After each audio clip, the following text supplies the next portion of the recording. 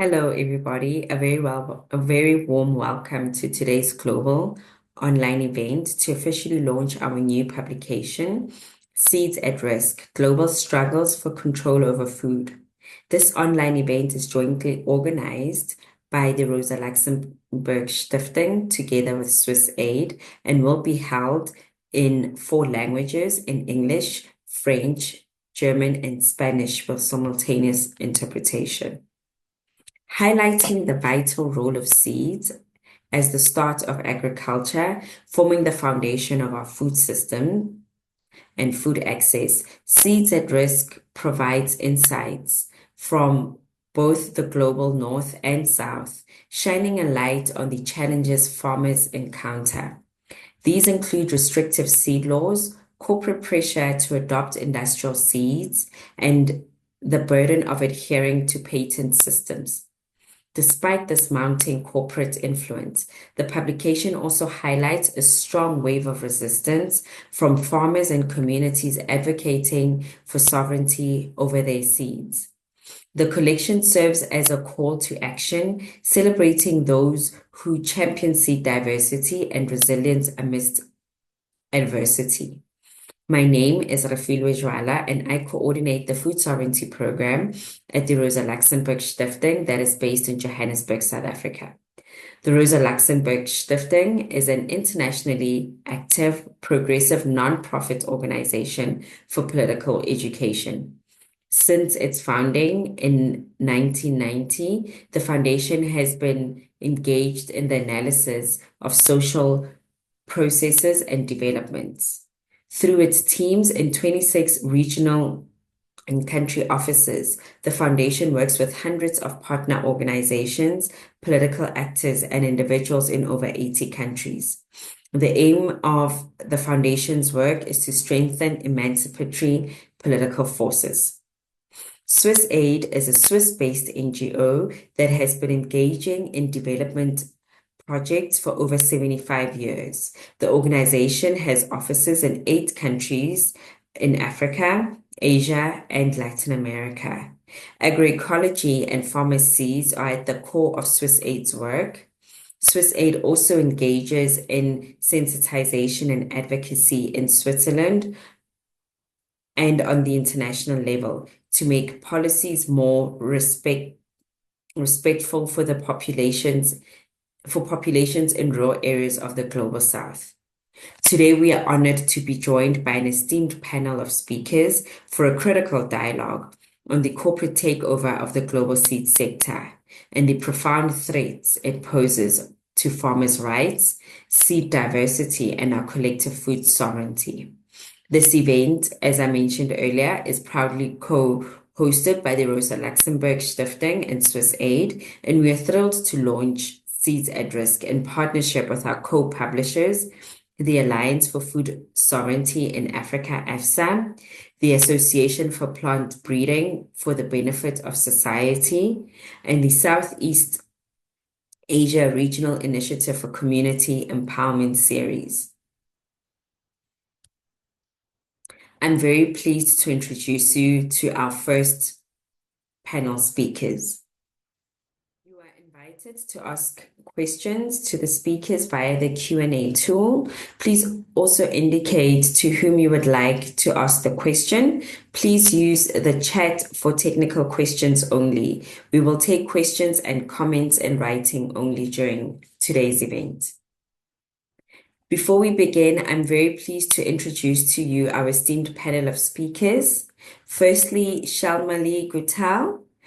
Shalmali is a senior analyst with an activist think tank called Focus on the Global South, living in India. She has been working on trade, investment, debt, the commons, and people's rights to land, resources, and food for over 30 years, with emphasis on women's rights and democratization of governance. Her work includes research, writing, campaigning, and popular education on issues related to economic, social, gender, and ecological justice.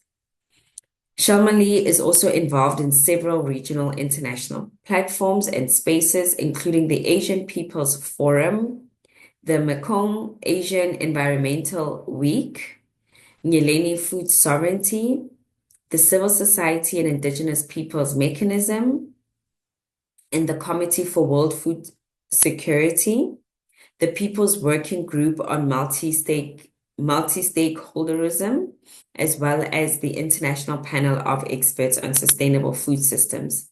In May 2024, Shalmali Guttal was appointed to the working group for the implementation of the UN Declaration on the Rights of Peasants and Other People Working in Rural Areas. Next, we have Professor Mamadou Goïta, who is the Executive Director of the Institute for Research and Promotion of Alternatives in Development. He is a member of the International Panel of Experts on Food Systems, IPES Food, and a founding member of both the Alliance for Food Sovereignty in Africa and COPAGEN, which is a coalition of peasant organizations and NGOs operating across 9 West African countries.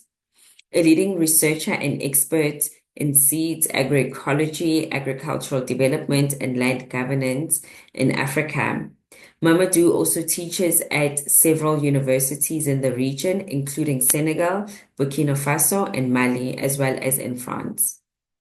For the past 6 years, he has presented a short course titled The Political Economy of Land Governance in Africa through the Network of Excellence on Land Governance in Africa. And last but not least, I would like to introduce Simon Degelo, who works at SWISSAID as the event, and it will also be available online. We will have 3 rounds of discussions with our panelists, and we'll be opening for question and answer sessions. We will be taking your questions after the second round of our panel discussion before leading into the final one, after which we'll also open for Q&A. So I would like to pose the first question to Shalmali, our first panelist. Could you please explain the role of the working group and its plans in regards to the rights to seed, and how can peasants and civil society organizations, many of whom are present in this webinar, engage with the working group? Thank you. Okay. Thank you, Joala. Can you hear me all right? Am I audible? Yes, you are. Please go ahead. Okay, that's very good. Well, thank you very much to Rosa Luxemburg Stiftung, to SWISSAID, and to all the co-organizers, DRAFSA, and all the other co-organizers of this launch and this event. It's an honor for me to be here as a member of the working group on UNDROP, that is the United Nations Declaration on the Rights of Peasants and Other People Working in Rural Areas. Now, very briefly, the role of the working group is to implement the declaration, to implement UNDROP as comprehensively and effectively as we can, and at the same time identify challenges and gaps in its implementation at different levels, national, regional, international, local, but also then identify, exchange, and promote good practices and lessons learned in the implementation of the declaration, and then facilitate and contribute to the exchange and building up of technical assistance, capacity building, transfer of technologies, and all kinds of international cooperation in order to make sure that UNDROP, the declaration, is effected in its full spirit and letter. And of course, in order to carry out this mandate, we need to seek and receive information from all relevant sources.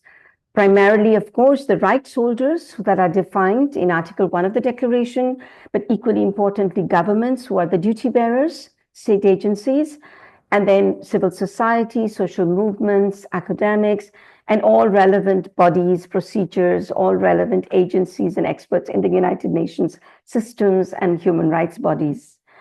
Now, we also prepare research reports twice a year, the first one to the Human Rights Council and one to the United Nations General Assembly. Now, Jwala, on the issue of your question on what do we plan to do with regard to seeds? Well, our plan is to address the issue of the rights to seed through the provisions of the declaration, which give us a very broad canvas to work through. Right in its preamble, the declaration, UNDROP, contains two very important recognitions in relation to seeds that are then addressed in its articles. So the most important recognition is the past, present, and future contributions of peasants and rural people in all regions of the world through the development and conservation and improvement of biodiversity, which constitutes the basis of food and agricultural production throughout the world, and then in their contribution to ensuring the right to adequate food and food security. So in this recognition, the declaration, and through the declaration, member states who approved the declaration, adopted it in the General Assembly, are affirming the central role of UNDROP's rights holders in nurturing the possibility of food through knowledge and practices related to natural and agricultural biodiversity. Another very important recognition is the special relationship and interaction between peasants and rural workers to land, water, and nature, to which they're attached and on which they depend on their livelihood. Now, without land, water, and nature, there are no seeds and no biodiversity for UNDROP's rights holders. Now, these are not commercial arrangements for them, but these are integral to their survival in every way.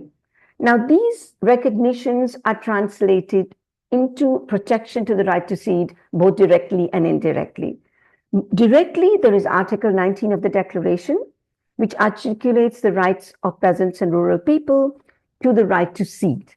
This includes the right to protection of traditional knowledge relevant to plant genetic resources for food and agriculture, the right to equitably participate in sharing the benefits arising from the utilization of plant genetic resources for food and agriculture, the right to participate in the making of decisions on matters related to conservation and sustainable use of these plant genetic resources, and very importantly, the right to save, use, exchange, and sell their farm-saved seed and all propagating material. There are many more clauses here. I won't go into those, but I request our audience to please read UNDROP, and you will see, read Article 19 carefully, and you will see the many more articles there, clauses in this article. There are then many other articles that indirectly support the rights of seeds of peasants and rural peoples. There's Article 5 on the right to have access and use in a sustainable manner all natural resources present in the communities, which are required for adequate living conditions, and the right to participate in the management of these resources. There's Article 10 on the right to active and free participation, directly and through representative organizations in the preparation and implementation of policies. There's Article 17 on the right to land individually and collectively, including the right to have access to sustainably used, managed land, water bodies, and all the associated coastal seas, fisheries, and all the resources that arise from them. There's Article 18 on the rights of peasants and rural people to have the right to conservation, protection of the environment, and through the conservation and protection of the productive capacity of their lands and the resources that they use and manage.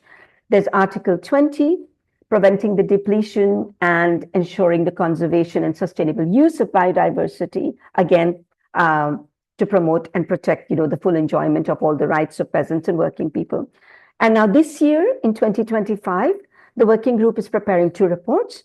The first one is on the conditions and challenges faced by UNDROP's rights holders, more than 6 years since UNDROP was adopted in the General Assembly and the Human Rights Council. And the second report is on the right to participation of UNDROP's rights holders.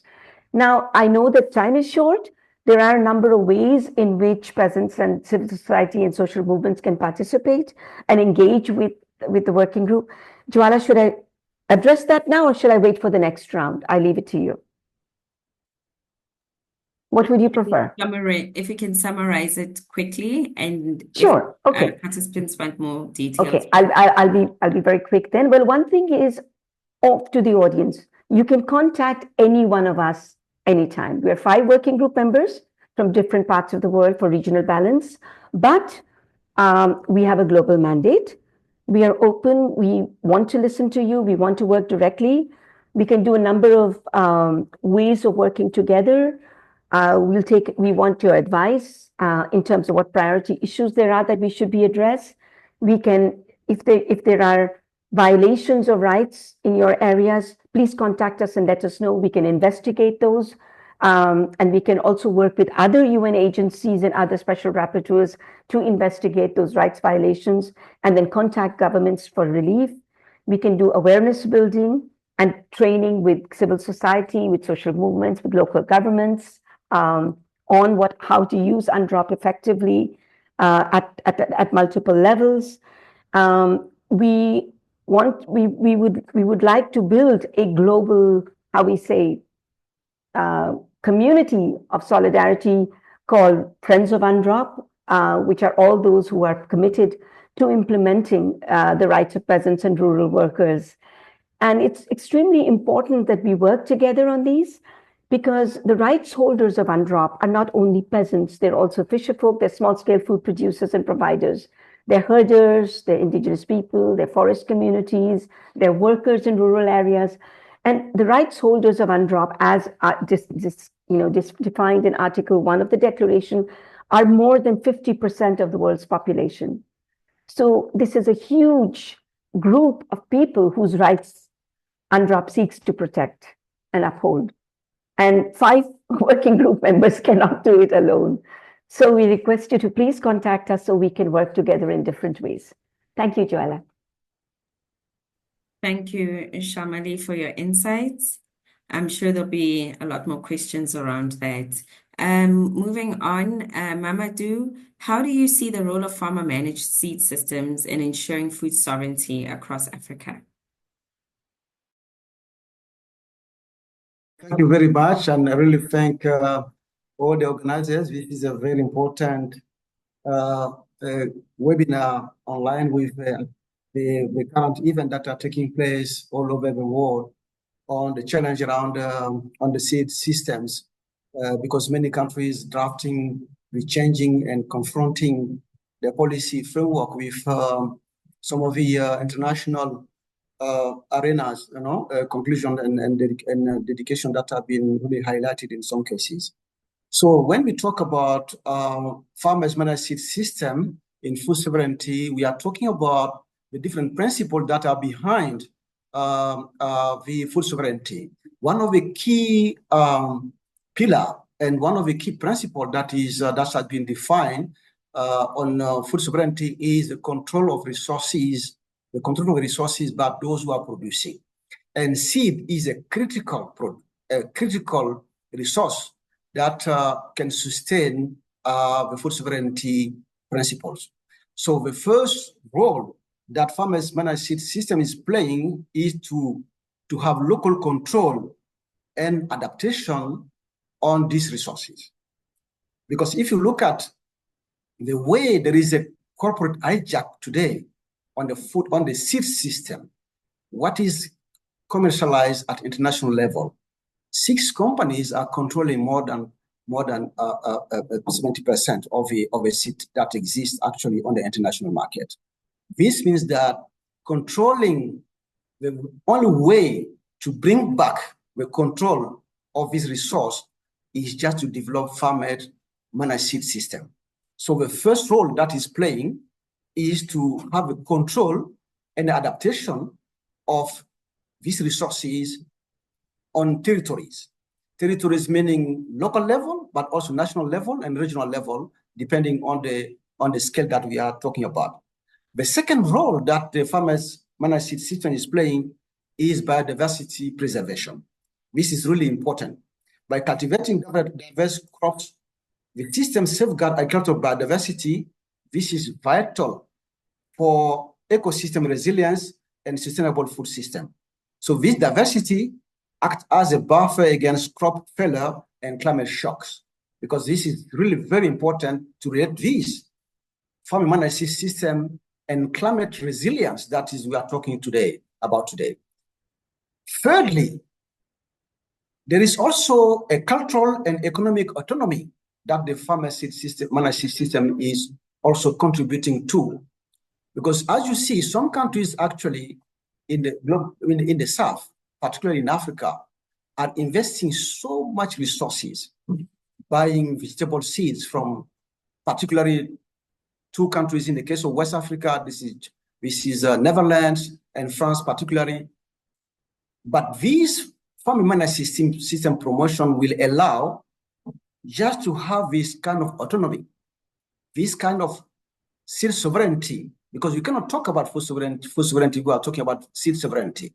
And this seed sovereignty should be based on the farming management system because they are locally adapted. They can, this system reinforce the cultural heritage and also the traditional knowledge that are behind the seed. Because when you talk about the seed, it's not the physical one only, but the cultural background of a food system is also related to the kind of seed that we are using for production. So it's the autonomy helps farmers and avoid the debt cycles where they are engaged to. Is another big issue that is related to the import of seeds from other continents that is creating conditions for some countries even not to produce because there are some political events like the one that we are facing with the war between Ukraine and Russia. That has been creating a big shock in some countries because some of these wheat seeds and others are coming from these countries and completely stopped coming in and have been completely destabilized. So it's creating also a condition for economic autonomy, but also the cultural autonomy and in the production system, but also the processing and the commercialization system and the nutrition system of food. So these are three key things that I think the farmer management system is playing as a role in food sovereignty. Thank you so much, Mamadou, for your reflections.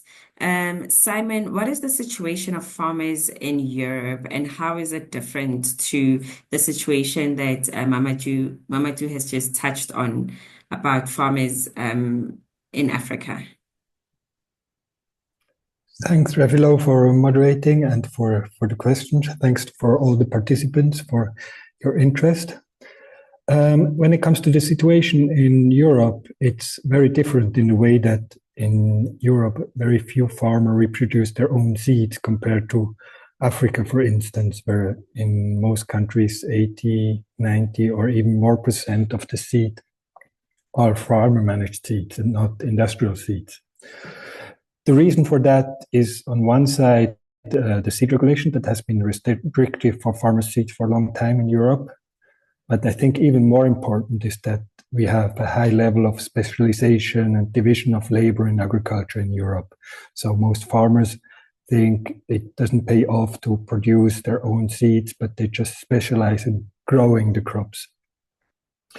Nevertheless, there are farmers and gardeners who have maintained farmers' varieties for a long time, sometimes because they like the particular flavor or because it's interesting for them to sell it as something that's very special that not every farmer can offer. And in recent time, this interest in these old varieties or farmers' varieties, this interest is increasing. In particular, many people are interested in it because sometimes these varieties are better suited for agroecological agriculture, for organic agriculture, or as Mamadou mentioned, also there is a high potential of these varieties for adaptation to climate change.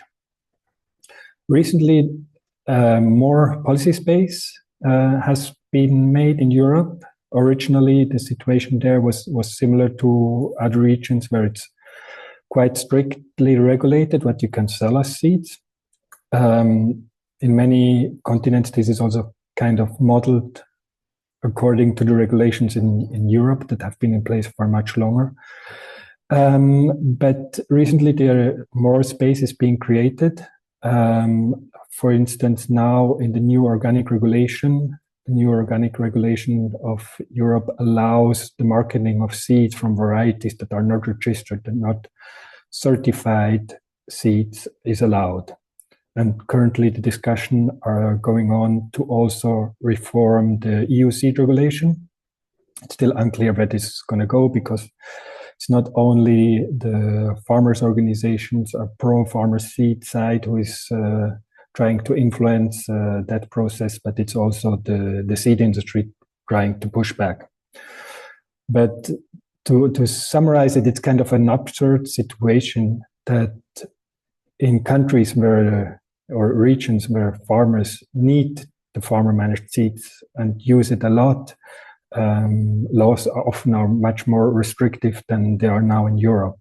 So maybe this indicates also that there should be some change and questioning of the seed regulation that is so strict that even for Europe, it's not well suited.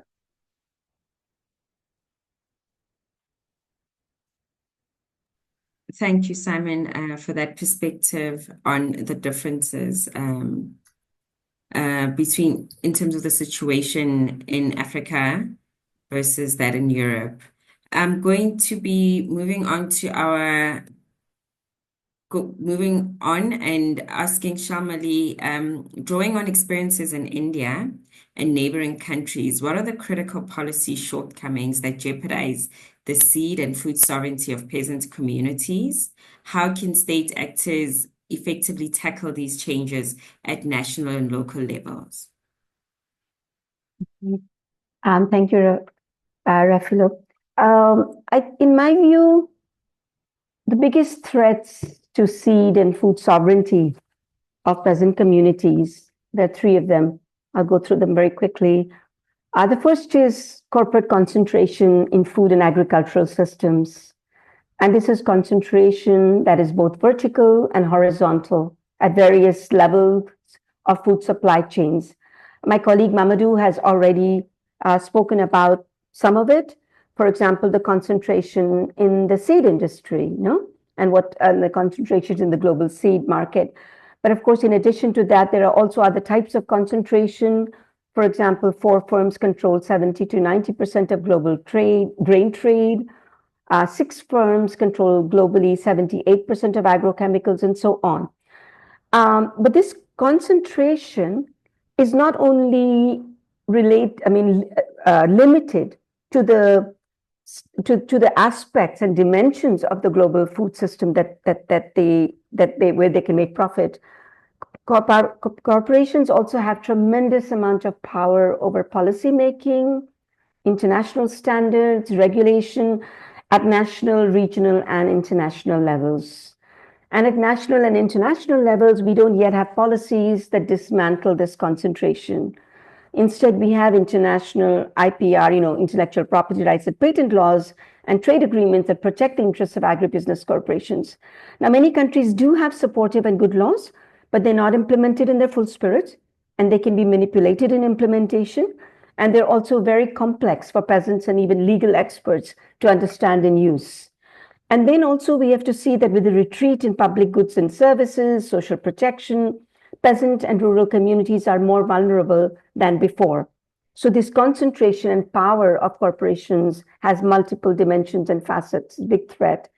The second very big threat is the dispossession of peasant communities from their lands and territories, from their food territories. And this is happening because of a number of reasons. There's indebtedness and loss of land. Here again, the absence of appropriate and adequate public supports and goods and services and protection increases the vulnerability of peasant communities. There are absence of clear ownership and land use claims. There are evictions. There's deforestation, conversion of lands and coastal areas for tourism, infrastructure, commercial ventures, and energy projects. There's the issue of land concentration, where land is becoming a financial asset. And with all the sort of, all the kind of market-based solutions that are being promoted in the name of climate change, we have also what is called green grabbing, which is a capture of nature and land for ostensibly green purposes. Again, we need clear laws here that are enforced without manipulation or abuse, that enable peasant communities to be able to stay on their lands and territories and build food sovereignty, and take many of the actions that Mamadou already articulated. The third big threat, I think, is the criminalization of rights, not only in relation to seeds, but also in relation to land, freedom of expression and association, to health, workers' protection, and so on. And in many countries, rural people who protest against land grabbing, deforestation, the destruction of waters and ecosystems, against, any kind of law or policy or regulation that affects them negatively, they are criminalized. They're called seditionists, agitators. They said they're threats to national security and so on, or that they're acting against national interests, which is not true, because they are actually saving the possibility of producing food and feeding people. They're saving the environment and biodiversity from which seeds and food can come, no? Corporations and businesses have far more legal protection than peasant communities have when it comes to upholding and defending their interests. And this needs to change. And, to address these, state actors at all levels need to work with peasant communities, with rural workers, with fisherfolk, with indigenous people, with women, with herders and pastoralists, and through their representative bodies, and advocates to develop policies and regulations and laws that advance food sovereignty. Thanks so much, Shalmali. And next I'll be moving on to you, Mamadou, to hear about the challenges that are most prominent for African farmers. In your view, what are the biggest challenges today and how can they be addressed? And also, how can we start thinking about strategies for strengthening farmer seed networks to enhance seed diversity and climate resilience? Thank you very much. I think these are very relevant questions. Shala has been mentioning many of the challenges that if you look at the political environment of seeds today, you can imagine that the first challenge is to address the policy environment. So the policies and legal barriers are one of the key challenges that these farmer seed systems are facing, because most of the laws that we have, the seed laws that exist in Africa, are just favoring certified seeds and marginalizing what is called in many documents as informal seeds. And that is dominating in many countries. We take West Africa, my country is Mali, 73% of the seed that are used in my country are from farmer seed control system. So this is huge. But at the same time, you look at the policy that we have actually is completely denying the role and place that this system, this farmer control system is playing in the environment. So the first big challenge for me is related to the policies and legal barriers. The second one is about the commercial seed dominance that exists also in this country. It's related to this policy framework, but if you look at actually where research is working, our public resources are used only to do the research on the commercial seeds, because for them, this is the more relevant one that can create wealth for a country. And secondly, the effort just to organize the market, the seed market, is around also these commercial seeds. Now, this is completely in contradiction with what I mentioned so far. So this second challenge related to the dominance of the seed is really very important. The third one is about climate change, because of this marginalization of the farmer seed systems, there is this issue of adaptive strategy are really missing in some cases, because you look at the Sahel countries, actually, we have too much rains, and we're missing rains, but there are many seeds that are adapted to this new situation, because using also some of this strategy is very problematic. The extension services are not supporting at all, so farmers have themselves to support all the cost of the adaptation and strategy that they have to develop. For me, this is the third challenge. And the fourth one is about knowledge erosion. This is really something very, very critical. Young people no longer know how to preserve, but also utilize these seeds. we call them traditional, local, or farmers controlled seeds. So this is something that is really missing actually in the national policies, how to bring more young people just to recognize not only the vitality of the seeds, their sustainability, and also the cultural background that is behind. As I mentioned, seed is also knowledge that are behind, that are very transformative on the talking about the sustainability dimension of the seed. So how to bring young people to get interested in the conservation, but also the reproduction of the seed, that is really part of a social reproduction of these communities. And the fifth one that I will emphasize on is related to the market issue. The market access, because in most of the cases, there is a limited economic incentives that are used for the seed system. And then pushing more, even some of the seed, hybrid seed that people are buying from outside, you may use a huge quantity that is even not reproducing, but at the same time, there is a lot of marketing dimension on them, and then just putting some of the constraints on this farmer seed. So having said that, there are other challenges that Shala have been mentioning, and even Simon also in contributing for the first time. And then we don't have any choice than developing strategies first that will go for policy reforms, advocacy for better policies that will be that farmer seeds control seed system will be at the heart of the policies is very critical. So the first strategy that need to be done is to work at that level.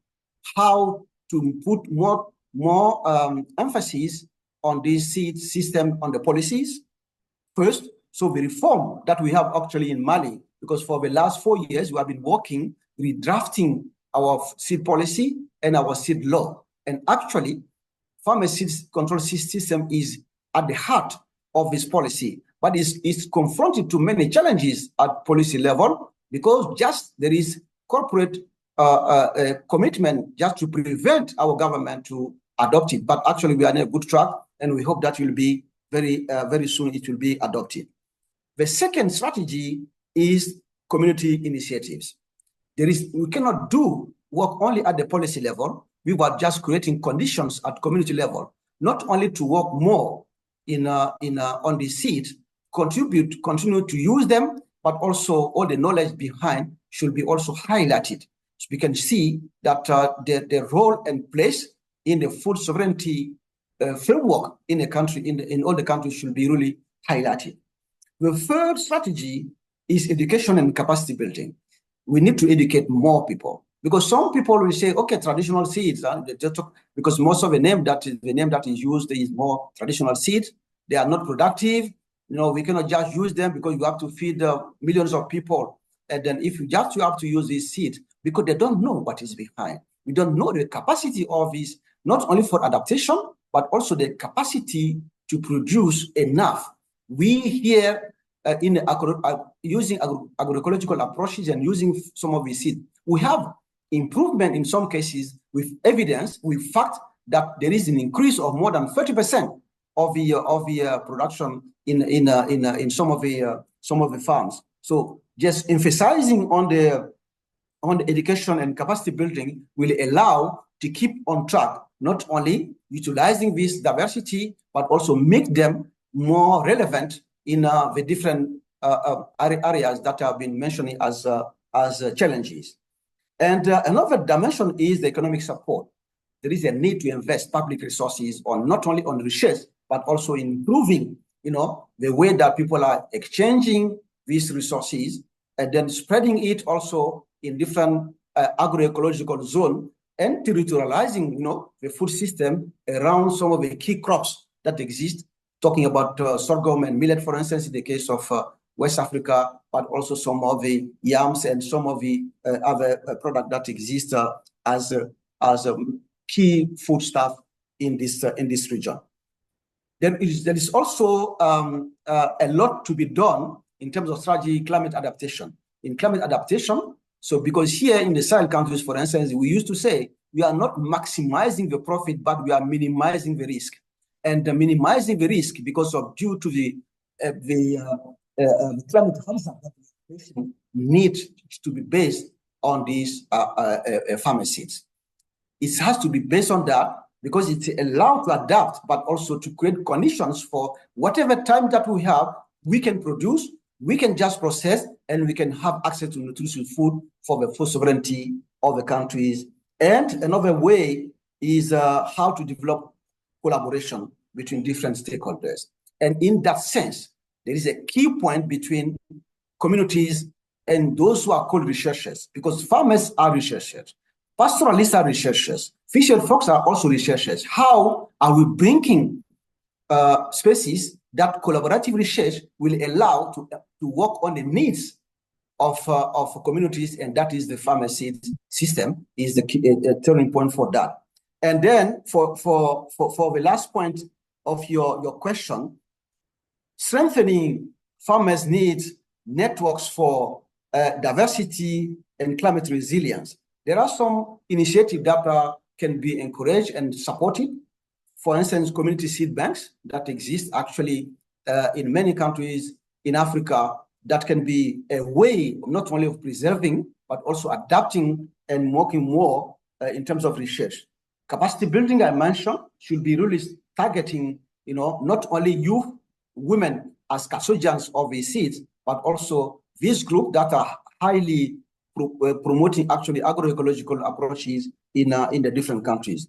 Policy support, but also gender inclusion is something that is very important, a strategy that needs to be developed, because those who are really keeping not only can support for a long time the economic dimension, but linking it to the cultural dimensions of the progress that VC are making, the contribution of VC that making, women are really at the center of that. So this gender inclusion is very important, and organizing also, there are very good initiative in Africa, actually, what we call the seed fairs. The seed fairs emphasizing exclusively on farmer seeds is very important. There is one that we have been participating in Zimbabwe with regional participation, but also at international level. And in Mali, we organize a lot in the regional level. And in West Africa, Jiminy initiatives in Senegal is very important for Kwaspe, and then decentralized next year, for instance, in Togo. That are initiative fairs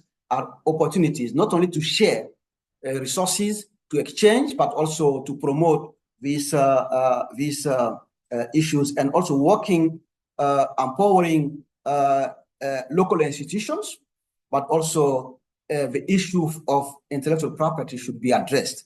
Is very important because this is individual right over that is dominating collective right, and for the farmer seed control, collective right is very, very critical to be addressed. So this issue of intellectual property that we are breaking this barrier with farmer seed control seed system should be really highlighted. So there may be some other strategy that you can talk about, but there is a legal reform that need to be done to build capacities, to create conditions for supporting this, and also creating all the conditions that we have to do research, because there are so many evidence-based. We cannot just talk about scientific evidence-based, but farmers in farmer seed system, we not to talk about facts, because we are not asking just to spend 3 years just doing research, spending time and resources from farmers, very, very limited resources to say that we are producing scientific evidence.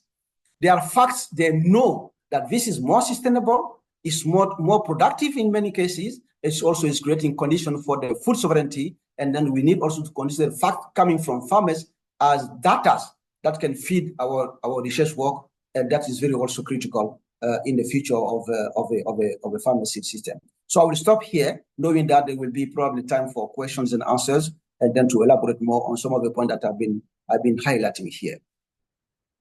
Thank you, Mamadou, for that rich reflection and examples that you shared.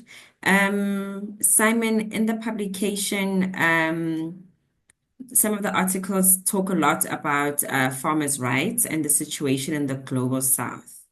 Are these issues around seeds mainly relevant for small-scale farmers, or are commercial large-scale farmers also affected?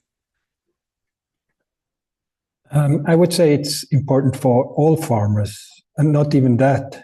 I would even say that these issues are important for everybody who needs to eat. Because when there is no seeds, there is no food. And who controls the seeds finally kind of decides what's going to end up on our plates. And also as a consumer, I see with sorrow this concentration that has been highlighted by the other speakers of the seed market. And as every economist will tell you, monopolies lead to higher prices, and this will manifest not only for farmers, but also for consumers. And then I almost find even more important than the price question is the question like who decides what to grow and how. And when you look at these companies that dominate the seed market, these companies all are originally chemical companies. So before they started the seed business, they have been producing pesticides. And this also manifests in the products they sell. So very often these are GMO crops that are offered by the big companies. And most of these GMO crops come with resistance to certain herbicides. So they can sell it together with these herbicides. And then there is another aspect of monopolization. It's the whole patent questions that we also describe in the publication, that in some cases lead to the monopolization of genetic resources, of seed diversity by the companies that issue or that request these patents. And this really fills me with sorrow because we need that diversity and we're losing it at rapid pace. So if there are these patents, it can't be used freely anymore. And that we lose this seed diversity also fills me with sorrow because, as Mamadou mentioned, many of the seeds have properties that we need for the future to cope with climate change, but also to make our farming systems more sustainable. And therefore, it's important to maintain them because they're also used by the breeders, even by the big companies, as a resource for further breeding. And the best place to conserve them is not in a gene bank stored somewhere away, but the best place to conserve them is in farmers' fields, because then through the continuous breeding of farmers, it can evolve continuously and it can adapt to the changing climate, for instance, or changing preferences. Thank you, Simon, for those insights. I'm looking at the Q&A here, which is very vibrant. A lot of questions coming through from the participants. And thankfully, they also addressed at the panelists, so I can ask you directly. The first question for Shalmali, coming from Sabrina Masangila. She says, "Hi, Shalmali. Thanks so much for your presentation on the UN drop. What is your view on UN drop's implementation and uptake with the rise of authoritarian regimes, increasing stakeholderism and violation of human rights? What innovative approaches in the UN drop working group is discussion with civil society organizations and movements considering in navigating this? I'm going to also pose a question to Mamadou here, and then I'll give you an opportunity to each answer. Mamadou, the question is, would you say that criminalization of seed savers, farmers and food sovereignty defenders in the South work alongside international trade agreements, extension in the North? And then for Simon, a colleague, the participant, Brittany, says that a colleague of yours mentioned OHM yesterday in a webinar. Perhaps could you share more about how that works and whether it might protect farmers' rights to save, share, and sell their own seeds in countries like South Africa that have UPOV-aligned laws? Yes, so Shalmali, I'll begin with you, and then we'll go in the same order that we've been following. Thank you. Okay, yeah. Thank you, Thank you, Refilo, and thank you very much for the questions that I've been seeing in the chat. I've been responding to some by writing, but I didn't see the last one. Yeah, I think not only the implementation of UNDROP, but I think the implementation of all human rights mechanisms are facing extremely challenging situations with the rise of an expansion of authoritarianism and the transformation of multilateralism into multi-stakeholderism.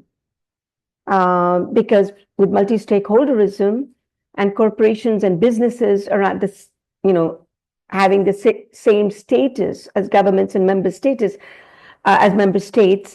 the lines of accountability and responsibility between who are actually duty bearers and whose responsibility and role is it to regulate, to ensure that constitutions are implemented, that there is a rule of law, that duty, that responsibility gets blurred by the power of money with corporations sitting at the table. And I think this is also related very closely to corporate concentration. The expansion of multi-stakeholderism has happened because of an inability of all of us, of our institutions and our frameworks and our systems to be able to hold businesses and corporations and capital to account for violations of human rights abuses, for violations and destruction of the environment, of capturing and concentrating seeds, and so on. And in the absence of being able to hold them to account because they have so much money, and with money they can capture power, and so on and so forth, the next best thing is bring them to the table, let's talk, and let's try and figure this out together. But of course, you can put many people around the table at the same time, but there are power asymmetries. And if we don't address conflicts of interest, if we don't address power asymmetries, if we don't address the sort of invisible and hidden power that actors around the table are exercising, then it becomes even more difficult to implement human rights mechanisms and ensure that genuine rule of law with international, based on international human rights framework are being implemented. So I think we are at a very challenging time, not only for UNDROP, but I think for the entire human rights mechanisms. Now, when it comes to the implementation specifically of UNDROP or the rights holders of UNDROP, this is so closely related to the points that Simon and Mamadou have made. The issues of climate crisis, the issues of what's been happening with recurring financial and economic crisis, and then the issues of capturing the possibility of food through seeds. And then, of course, through many of the, as Simon pointed out, many of the commercial seed concentrators are also agrochemical concentrators and so on. So now, rural people and peasants also then, and indigenous communities and fisherfolk and herders, they also face this additional multiple crisis sort of challenge, because they are the most vulnerable. They're the least responsible for having triggered climate change and the extreme weather events, but they are at the front line. And their contributions to be, in the face of these, their real material contributions in saving lives, in protecting environments, in feeding the world, that is being eroded with multi-stakeholderism and authoritarianism, because there is a nexus between corporations and authoritarian governments. I mean, how shall I say, the power of money is a form of authoritarianism as well, because it negates the possibilities and the potentials of those who don't have that money, who don't have that capital, And so what happens is that we end up with report after report, basically making rural people and people who have so much to contribute to real solutions in the world, making them victims. And then coming up with new projects and new technologies to make them more advanced and more able to participate in this sort of new world of technology and digital, and digital food production. So I think there are a number of contradictions there that need to be addressed. What I will say about UNDROP, and I'm not saying this just because I'm a working group member, but I'm saying this because I genuinely believe this.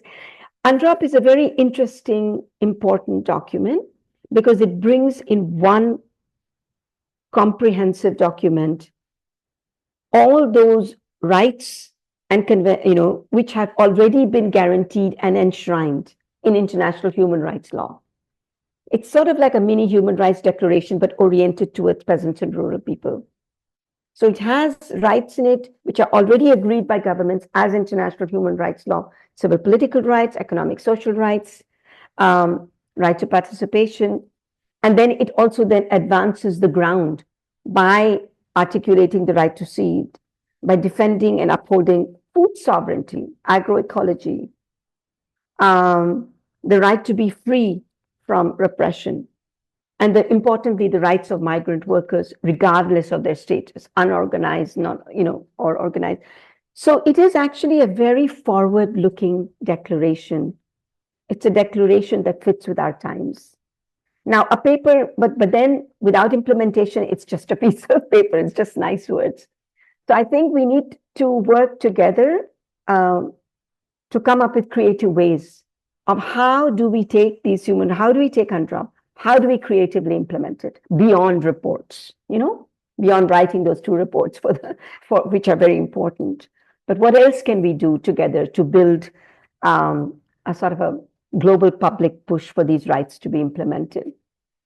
I put my email address also in the chat, and please feel free to contact me and anybody in the working group anytime to discuss this further.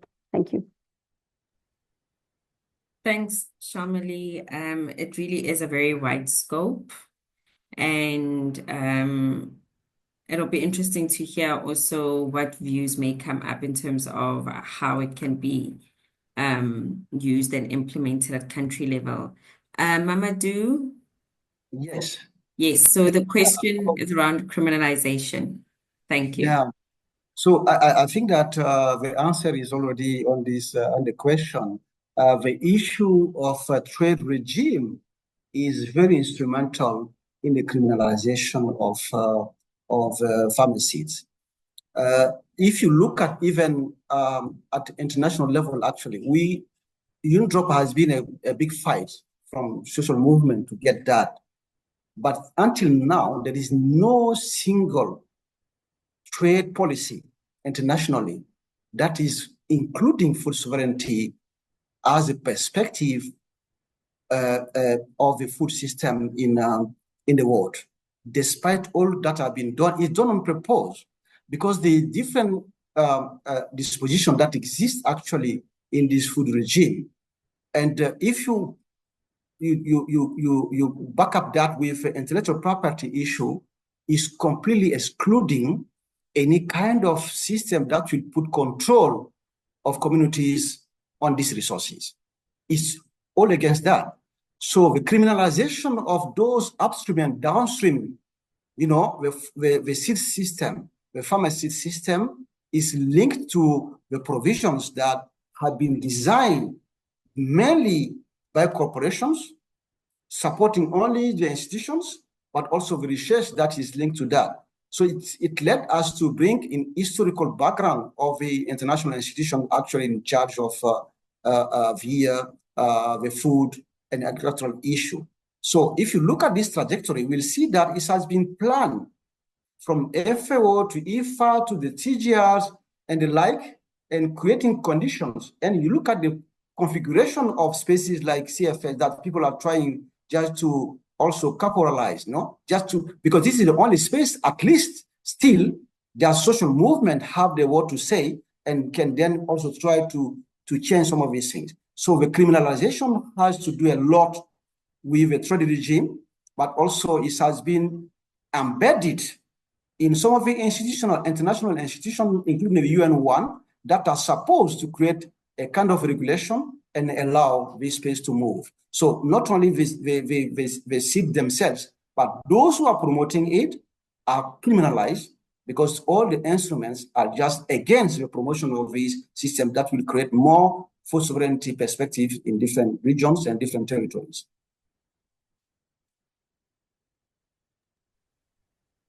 Thank you, Mamadou. I'm handing over to you, Simon, on that last question that was raised.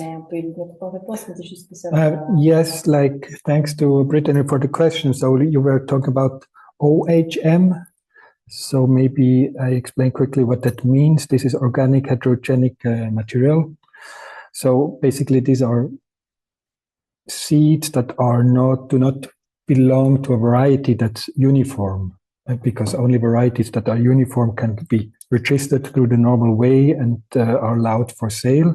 So with the new organic regulation, it's allowed to sell this OHM. So you could compare them with farmer seeds because they're not uniform usually, or sometimes it's even allowed to mix varieties and circulate them as organic heterogenic materials. I don't want to go in too much into details because I'm also not an expert of the European regulation, but you can have a look in the publication. There is one article on this seed policy reform by Fulia Batur. And if you want to go more into detail, there are many experts in the who have worked from research or farmers' organization to push for that reform that will be better positioned than me to answer that question. So your question, if I get you right, was like if this OHM would also be a solution for South Africa. For me, it sounds quite complex and maybe it's not that accessible for normal farmers who just want to sell their farm safe seeds to fellow farmers. So maybe for that, there would be simpler solutions. As you mentioned, South Africa, as far as I know, at least there was under discussion that there is some exceptions for small-scale farmers that are allowed to sell seeds that are not certified within certain limits. I'm not sure whether that process has been finalized and whether it's in place now, but at least there was some discussion.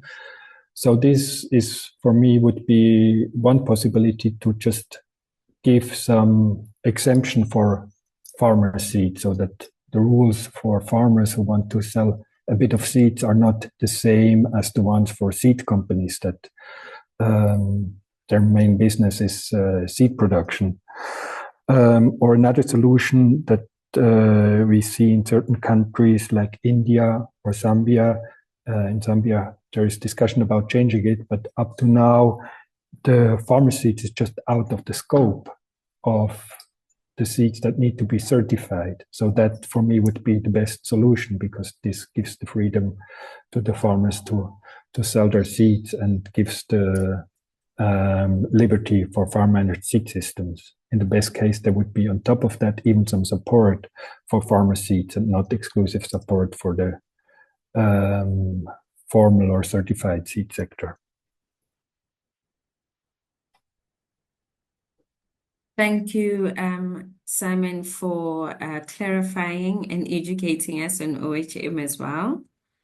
At this moment, I will move on to raise some of the more general questions that are not directed at any speaker. There's a question here saying, what is the significance, is there any significance, of UPOV and seed rights? Are we still developing country? As developing countries, we are still at risk of seeds. And the next question here is, how is the UN DROP working group working with the UN food systems teams in helping countries to roll out UN DROP implementation using the UN food systems tools and frameworks? This question, I believe, is directed at Shalmali. And another question is, how can this United Nations body, the working group, intervene when a country implements legislation that deprives farmers of their right to produce, sell, and exchange seeds? And then a question here that I can direct at Mamadou is, how can we deconsolidate seed dominance from big agricultural companies?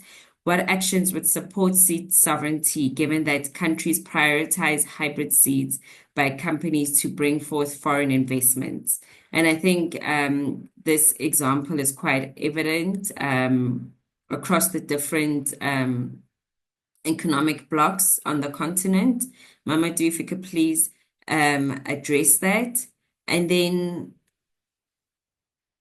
here, another question that perhaps, I don't know, Simon, if you can address this one.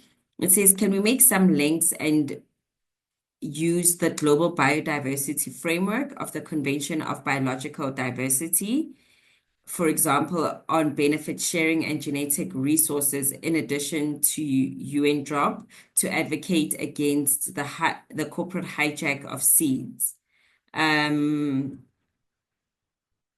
So I've allocated that question to you, Simon, but you can also, Shalmali can also make some inputs. You're also invited to do so. Shall we start with you again, Shalmali, and then follow in the same order that we did previously? Thank you.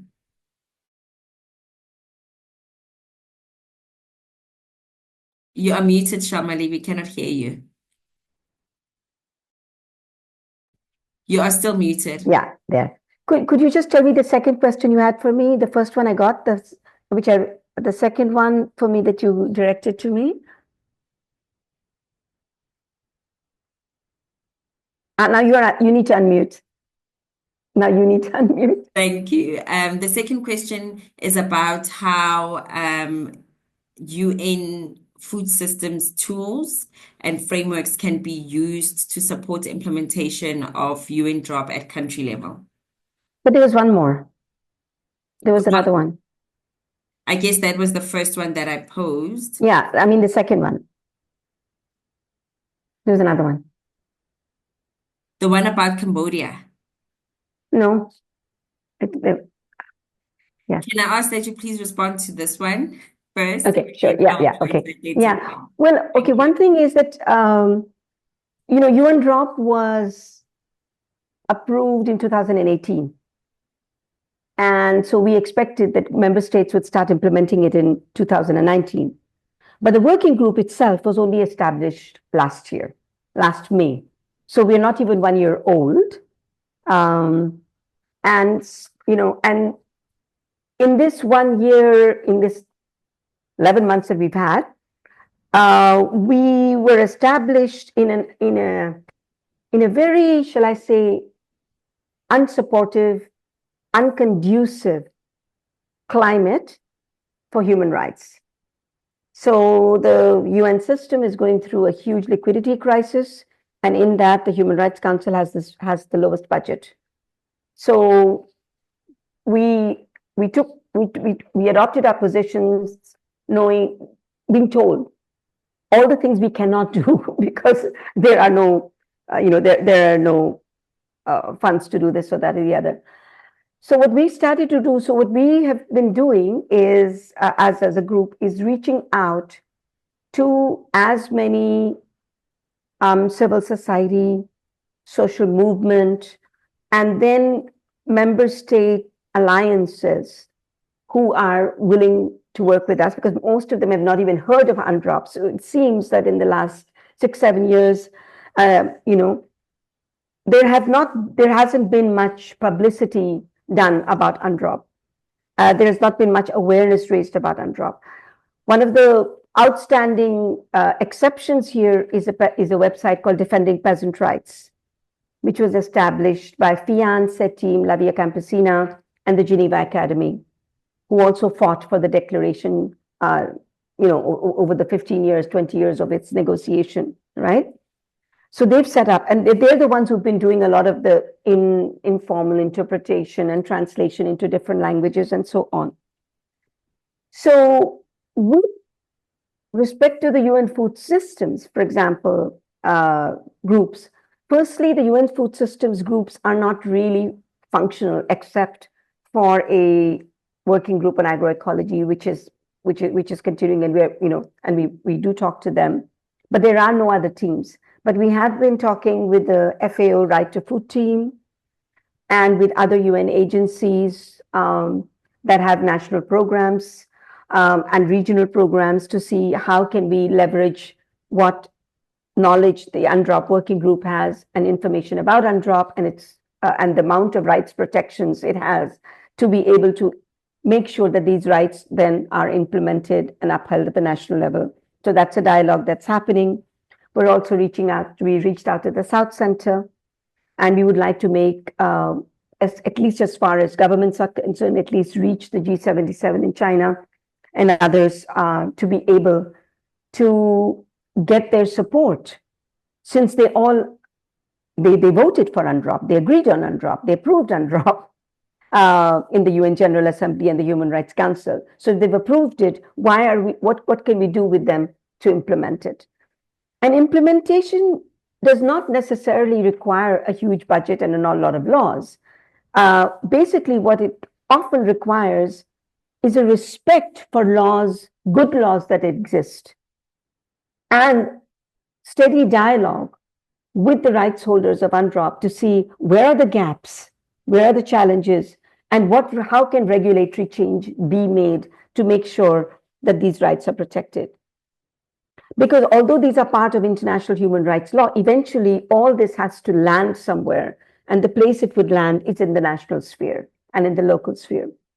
So from UNDROP, in the UNDROP working group, we have a quite complex strategy of taking a multi-constituency approach, working across the different rights holders' constituencies, working with different agencies, working with member states,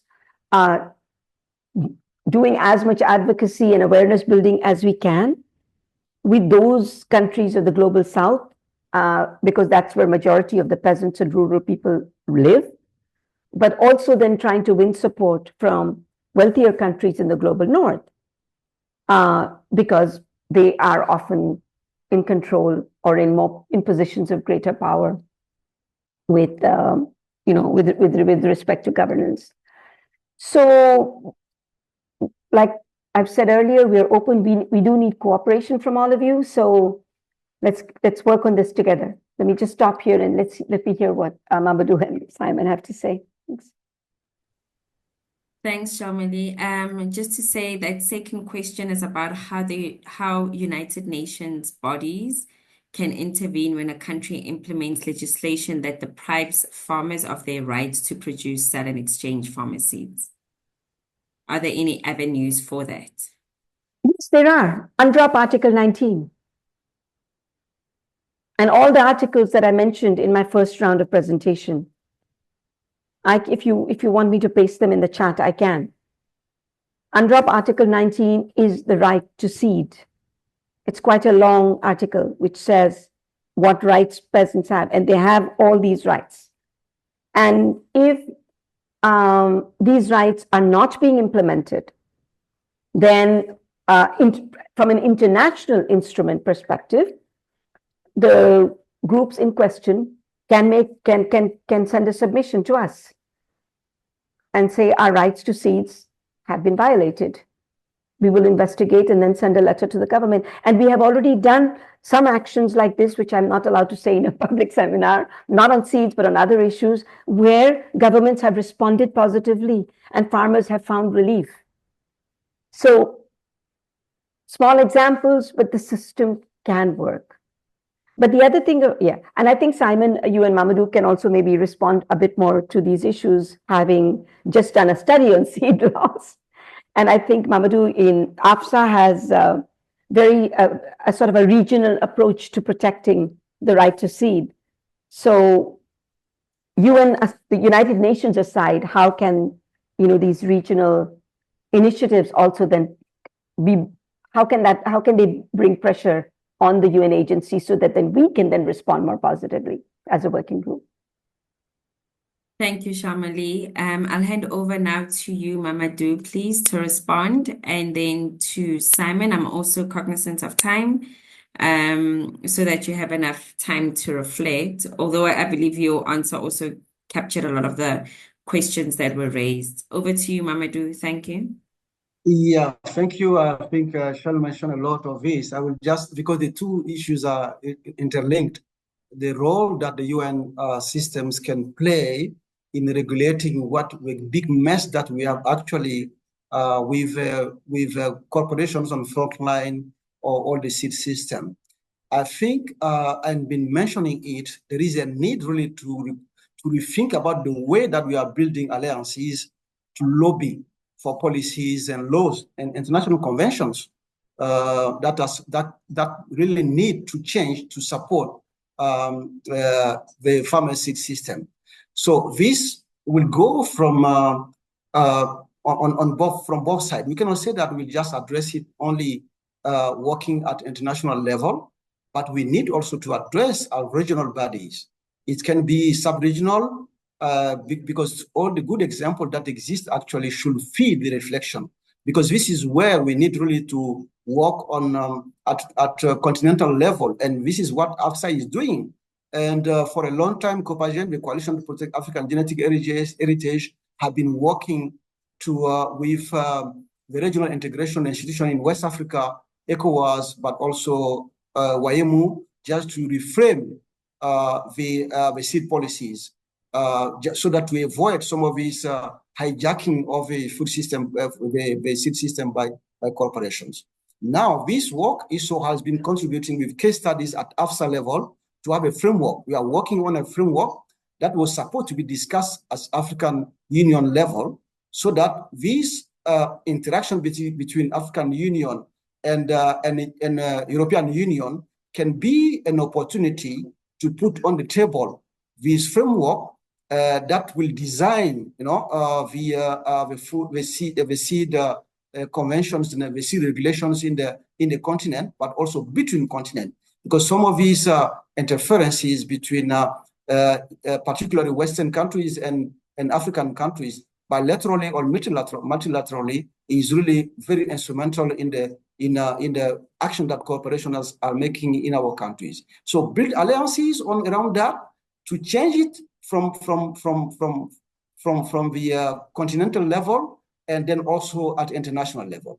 Second thing is also to engage directly on policy dialogue. Those men and women that are daily fighting in their farms just to make this happen. So we don't have to forget at all that the legitimacy of what's going on, just to decolonize our seed system, will go through those who are really facing daily the situation. This is farmers themselves and their organization, to be on front line to design what should be the best way of dealing with the seed system in their own country. So this is something very important. And thirdly, there is a big debate actually confronting what has been produced as evidence, as fact, as I mentioned. So we need really to show, if you look at what Africa is losing, head of states are shocked. And I've been talking only last week with some of the ministers, but we wrote a letter here in Mali to show how our food system has been dominated by some of the expenses that we are doing in buying seed from companies. They are shocked when we show them that in some cases, more than 70% of the kind of seed that we are buying are just benefiting to 6 companies all over the world. So we need to demonstrate, to decolonize the system, to completely destabilize to deconsolidate, as the first one mentioned, this corporate domination. We need also to go through this kind of system. So using facts and data to prove to our decision makers that this system is in a hole now. It cannot move. There is no way to move forward. When you talk about food sovereignty, you have to be coherent enough to know that food seed sovereignty is a critical point to move forward, in addition to land access and security and so on and so forth. So the local reform will be done. And also we should align with some of the instruments that are really very important today. We have the international treaties that give, that protect farmers' rights. We need to really promote them, and also to look at some instruments like UNGLO is a critical way actually to be promoted, so that the UN system that have been very, very instrumental in this dynamic can be also on frontline promoting it in other instruments, as I mentioned. This is the trade regime that exists, and then this go with the capacity building from different groups, but also policymakers. We need to build their capacity so that some cases they know what they are doing because it's corruption and other things, but in many cases they don't know. I have examples in Africa that many head of states or ministers themselves in charge of agriculture don't know what are the key challenges behind this kind of issue. So we need to strengthen only capacity for farmers, for movement, but also for policymakers. And finally, I think that there are opportunities that we have actually.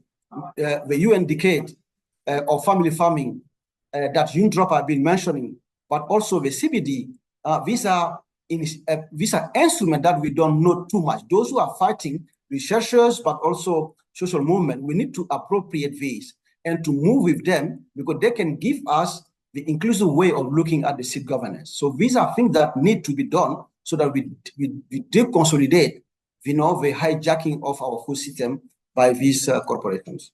I will just adapt what has been already said by Tal in a contribution to this question. Thank you, Mamadou. I'm going to quickly hand over to Simon, but before I do that, I wanted to bring it to your attention that the links to the publication have been added in the Q&A. If you scroll up, you will see there a comment that was made by my colleague, Jan David. It has all the links for the publication so you can download Seeds at Risk. Thank you. Over to you, Simon.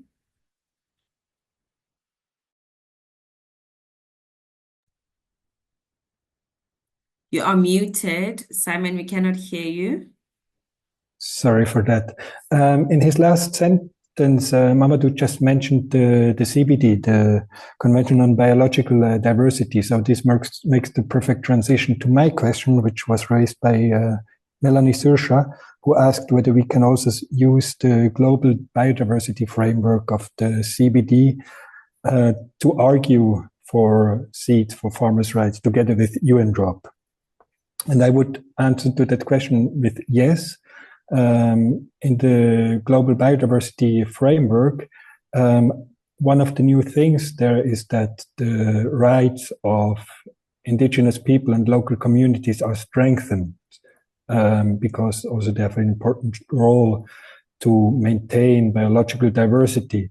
So in one way, you could argue farmers are always part of an indigenous community or indigenous people or local communities. So in that way, this is also enshrining farmers' rights.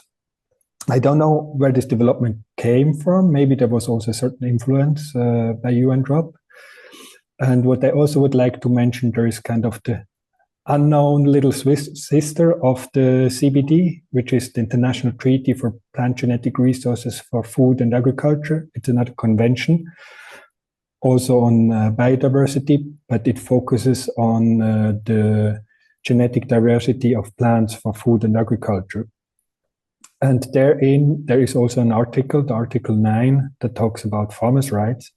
And basically the wording of the farmers' rights in UNDROP largely has been derived from that formulation at the Plant Treaty, at the International Treaty for Plant Genetic Resources for Food and Agriculture.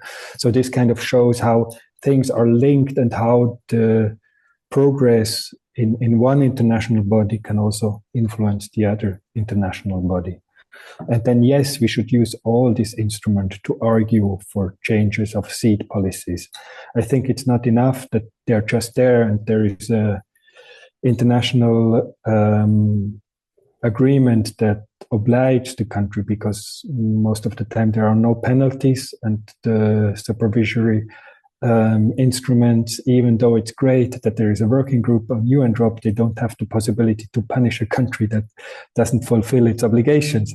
So I think it's very important that people on the ground, farmers' organization, all researchers, all kind of actors, consumers also, they join hand and form alliances, how Mamadou actually mentioned it, and create evidence, make noise, then these international instruments, they can be very useful because they can be something to refer to. It makes a difference whether a farmers group or argues we just want you to change, or whether they have international instruments to argue with.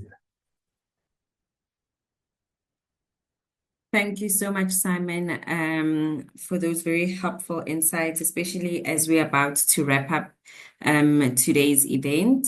I think although non-binding, these instruments, yes, do offer a lot of opportunities, whether through litigation, campaigning, and solidarity, even across regions, for people at grassroots level to mobilize and hold those in power accountable.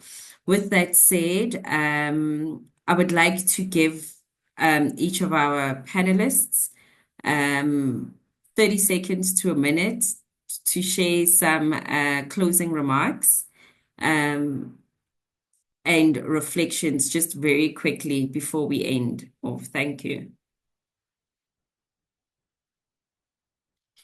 I would like to start with you, Shalmali, and then follow in the order that we've been following throughout.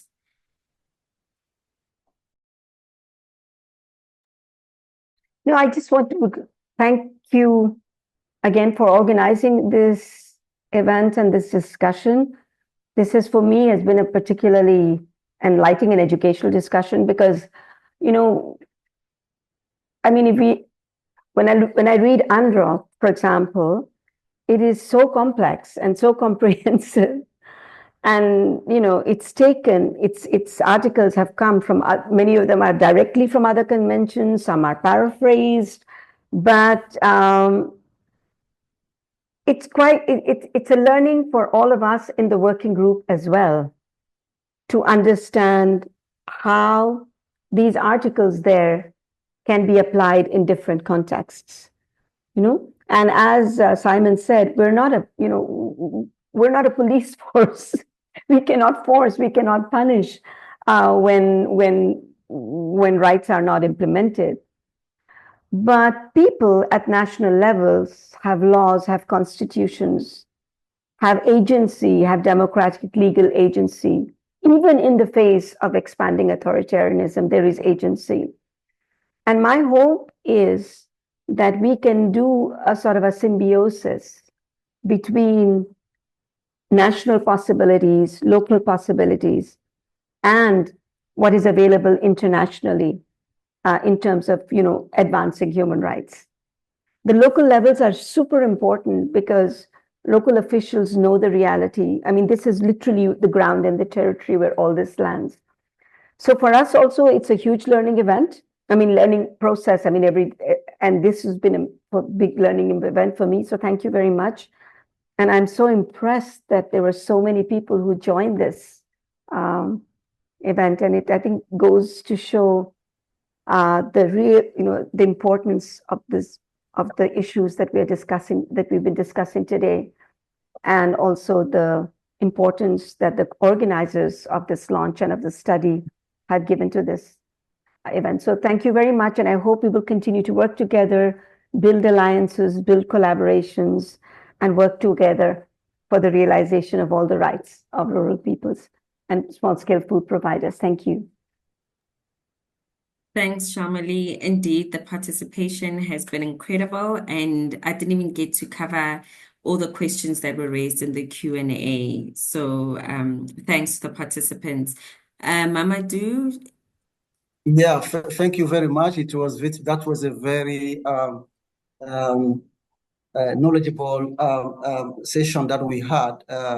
Always in this kind of situation, we learn a lot. I am constantly with Shal, but at iSpace Food, but all the time that we interact in a space, it's a learning process too.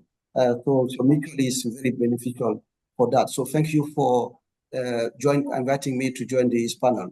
So just to sum up what I've been saying, that farm and managed seed systems are really pivotal in Africa, offering ecological, cultural, economic, and geopolitical benefit. So we have been dealing with how some of the continent like Africa can be completely locked in a system that will create, conditions for just destabilizing the food system in this continent. So addressing the challenges require holistic strategies.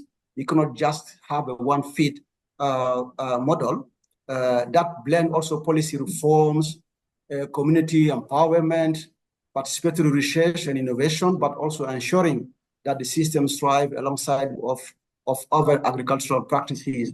So we cannot disconnect actually what we are dealing with farmer seed system with agroecology, agroecological approaches, and then also related to the food sovereignty. When we integrate these approaches, farmer seed system can thrive and as pillar of biodiversity, climate adaptation, but also, and for the sake of this webinar, food sovereignty for our continent like Africa, but also all over the world over the world. So I thank you very much for this opportunity, and hoping that people will also, in reading the publication, come back to some of the offers and then reacting with them so that we can change the current system that is really not in favor of food sovereignty. Thank you very much. And lastly, over to you, Simon. So now I get the challenge of the last words. Basically, I'm just echoing what the other speakers said. I think it's really important to create alliances between countries, between disciplines, between all kinds of people if we really want to change something. And this was also kind of at the core of this publication, Seeds at Risk. We really tried to give the word to the people who work on these different topics around seeds, so to make them more visible and to create more movement and put people in contact. And what makes me very optimistic is that so many people are interested in this topic. Usually when I talk about seeds, most people know very little about it. And we also try to change that through making these topics more accessible through that publication. So just a call to all the participants, please carry it along, read the publication, share it with others, talk to people, create a movement so we can move the topic forward and make a change for farmers. Thank you, Simon. As we close today's launch event of Seeds at Risk, I want to leave us with a reflection and a call to action. Across the globe, we are witnessing a wave of seed law reviews and amendments, and this moment presents both a challenge and a critical opportunity. On one hand, it opens up space for amplifying the voices and struggles of farmers. Yet at the same time, we are seeing a concerning shift, for instance, in Europe, with the easing of regulations on gene-edited crops in the interest of biotechnology. And here on the African continent, we're seeing more restrictive laws in the seed sector. But this dual reality reminds us that the fight for just and democratic seed systems is far from over. In fact, the efforts to preserve and protect seeds, our shared heritage, are more urgent than ever. And with that, I also repeat Simon's words and ask you, everybody who's been here present with us having this discussion, to please share this report across your networks and really bring awareness to the issues that we've covered. I would like also to thank a few people who've made this event possible. In the background, Imen, Tokia, Delphine, Nadine, and Patricia. I would also like to extend a sincere thanks to the interpreters, without whom this event wouldn't have been possible. And a big thank you to our panelists, Shalmali, Mamadou, and Simon, for generously sharing their insights with us here today. And last but not least, thank you to everybody who joined and participated in today's event, who posted questions and also shared the link for others to register and join. On behalf of the Rosa Luxemburg Stiftung and SWISSAID, I want to say goodbye, and until next time, keep well. Thank you.